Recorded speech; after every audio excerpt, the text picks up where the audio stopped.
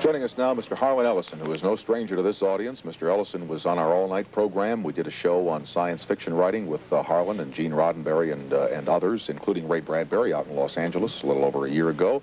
And Harlan wrote what many people consider to be one of the finest episodes of Star Trek, a program called City on the Edge of Forever. It won a Hugo, which is the Science Fiction Award that year, and also the Best Outstanding Dramatic Presentation of that season on television. Joining us also Al Schuster, who has been producing Star Trek conventions around the country ever since the Star Trek phenomenon resurfaced. Harlan, how are you, my friend? All right?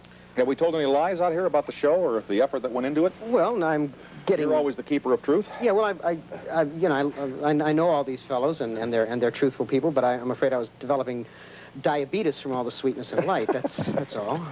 Well, we can be prepared for a little sour then, eh? No. Well, it wasn't all sweetness and light, but backstage things happen. There are arguments, are there not, huh? There were those, yes. I didn't work for the show after I did my one segment. Why not? I felt that they had mucked it up badly, and it took, I think, 6 or 7 years before Gene Roddenberry and I even spoke to each other again after the show. The thing that always troubled me about the series was that there was always the feeling that they were presenting great moral messages, and to me they were always very lightweight. And anytime you tried to really deal with what Faulkner called the human heart in conflict with itself, either the network or the production, people said, no, our characters wouldn't act that way. In other words, they always had to be heroes. It's amazing how they know how characters would act. They know how hair should look, how ties should be tied, how teeth should be fixed. They know all those things in the offices. It's amazing. The thing that really amazes me is what you call the Star Trek phenomena. I did a convention here in town just a week or so ago, and 30,000 people were there. Riots. Somebody hit Shatner with a pie. Pie kill. Yeah, somebody hired pie kill. Did you know about that? Yes, I walked out on stage shortly after that happened. Al, what goes on at these things? What do you do? Do you show the films or? Certainly, that's just part of it. The actors, these fellows all here, Harlan, come out and speak. Come out and do their shtick, whatever it is. There are several other aspects to the convention. There's a large dealer's room. All sorts of things are sold. This medallion, tribbles. Like what are these? Tell what these are. I don't remember. Hairballs. Yes. Buzzballs. They're very similar, very akin to the pet rocks that are floating around now. There's a big fad. But tribbles were the creation of one episode of Star Trek. And David Gerald, who created it. David Gerald, obviously, the man who wrote it. Tribbles actually gave birth to the pet rocks. There are several tribbles in existence that have been known to give birth to a... help me out. Come on, you got yourself... Pet rock is a tribble with hardening of the arteries. Thank you. We didn't understand that one. Now, when you fellas come out at the convention, do you make a talk or do you have set routines? Like, what do you do? Come out, we make a talk, and then we go into a question and answer thing. That seems to be what they want to do. They want to talk to you. They want to communicate and ask you questions about yourself, about the show, experiences on show, that sort of thing. What do you think would happen if it came back on prime time? I think it would do very nicely indeed. You look at what is it, Space 1999, that's in syndication? They're going for a second year now. And it's a Lox, and it's doing well enough. Clearly, the public is ready for science fiction. They want something good. Well, I'm sorry. What am I going to do? Am I going to lie to you? If you bring me on, you know I'll tell you the truth. I know you'll tell me the truth, but is it highly possible, in the truth as you perceive it, sir, that television is simply not equipped to deal with what you want to put on a 19-inch diagonal tube? No, the truth of the matter is that television is the best medium that has ever been devised, including the print medium, for dealing with fantasy. The problem lies in the fact that the moguls, none of whom are creators, they're all, failed agents or failed CPAs or failed, whatever they are. Ex-booth announcers, massage parlor guys. Who the hell knows what they do for a living when they're not, messing our lives up? They don't understand. What you used to do? WILX-TV Lansing. Right. Hey, Drake couldn't do it. Now I'm in here planning your life for you. They see machinery. They see machinery, and they think that's what science fiction is, and it isn't. It's people, and it's the effect of the future on people. They cannot get it through their heads. This year, all three of the major networks are looking, in quotes, for a science fiction project. And when one is offered to them, they say, well, no, we don't understand that. I don't explain it to you. And I had a meeting.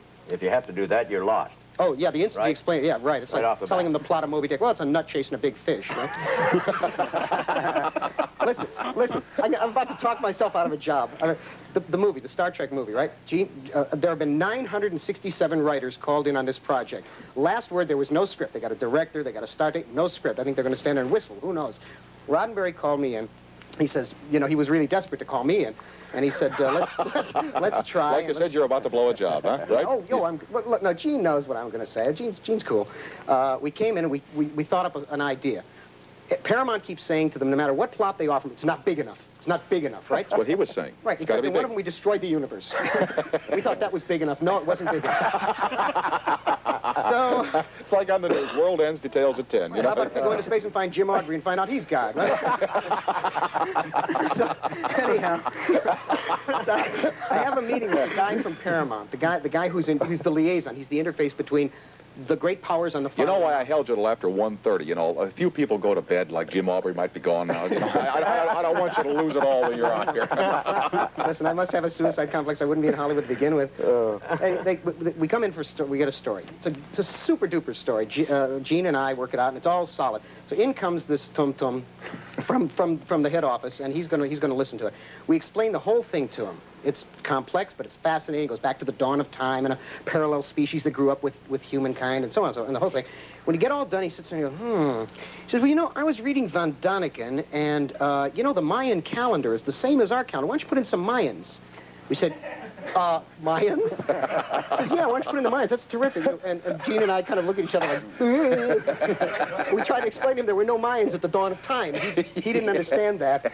So he said, well, I'll tell it to Stummy, whatever his name was up in the tower, and that was that. So And we'll get back to you. yeah, and they never do. Yeah. Oh, no. No. Listen, we're going to have to fire you. Oh, yeah? When am I through? Well, we'll get back to you. It's like the Red Queen's race. You got to run as fast as you can to stay in the same place. What was your first convention like? Was it a smash? Certainly. The very first one? Yes, surprisingly so.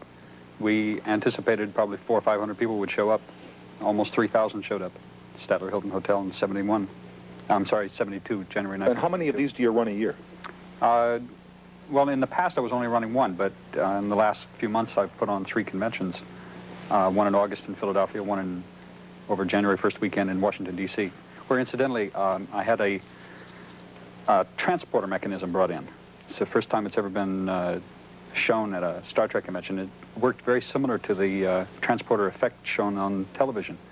It came out of Chicago Creative Presentations. It's What does it do?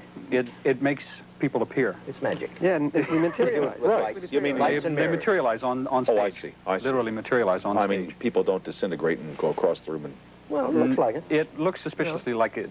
If they had the that's what sparkles happens. and everything else there, it would look like it. Absolutely. Can I put a couple of network heads in that thing? Make it We didn't lose anybody. There's going to be another convention. Now, that's, what, 3 in a row? 3 in a row The in Commodore New York. Hotel. Do you fellas who were in the series, do you like going to these conventions, truthfully? Or sometimes you say to yourself, I just don't want to go to another convention. I feel that way. It's getting that way. I know you do. Yeah. I know you do. I have the feeling that you feel that way. I haven't gone to too many of them, and I'm getting a little tired of it. I got a I'm quote for you. lazy anyhow, so it's... Hold the quote for a couple of minutes. I got these little announcements. Last break we have, so we'll get them out of the way, and we'll be right back and hear a quote from Harlan I Ellison. want equal time.